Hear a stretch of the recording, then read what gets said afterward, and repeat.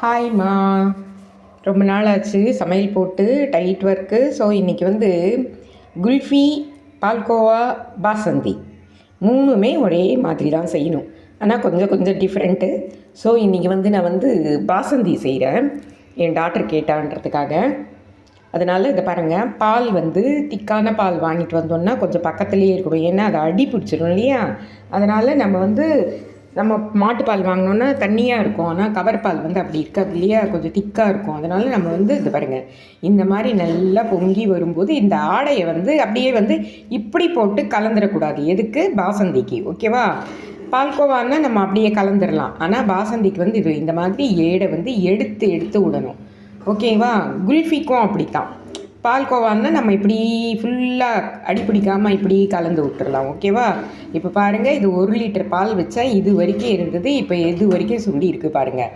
இது வந்து எது பண்ணாலும் நம்ம என்ன பண்ணணும், பாதி பால் வரைக்கும் நல்லா வந்து இழுத்துக்கணும். அப்படியே ஃபுல்லாக ஷ்ரிங்க் ஆகிடுற மாதிரி அப்படியே சுருண்டுடணும். பால் ஃபுல்லாக பாதி பால் சுருண்டுடணுண்டா.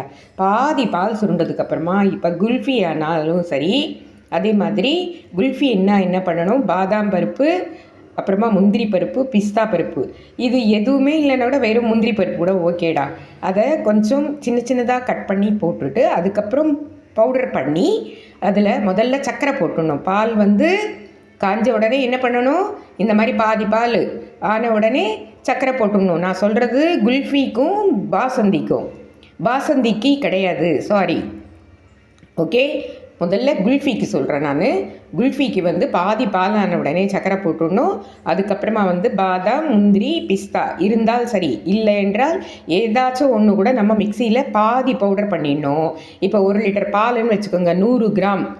ஓகேவா? 3மே சேர்ந்து 100 கிராம் இருந்தால் போதும்டா. நல்லா மிக்சியில் போட்டு பவுடர் பண்ணிட்டு முந்திரியை வந்து அந்த பருப்புங்கள்லாம் போடணுன்னா போடலாம். ஓகேவா? அதை எடுத்து அதில் வந்து நம்ம வந்து தெளிச்சிடணும். ஓகேவா? அதவும் போட்டுட்டு சக்கரை கரைஞ்சதுக்கப்புறமா இதை போட்டுட்டு அப்படியே இறக்கிடணுண்டா. கொஞ்சம் நேரம் அது பாயில் ஆகணும், பச்சை வாசனை போகிற வரைக்கும். அவ்வளோதான்டா.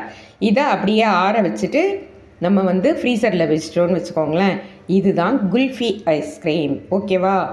சரியா? இது வந்து கிட்டத்தட்ட எத்தனை பேர் சாப்பிட்லாம் தெரியுமா? 10 பேர் சாப்பிட்லாம் நம்ம கடையில் சாப்பிட்ற குல்ஃபி ஐஸ்கிரீமுக்கு. ஓகே, இதுதான் குல்ஃபி.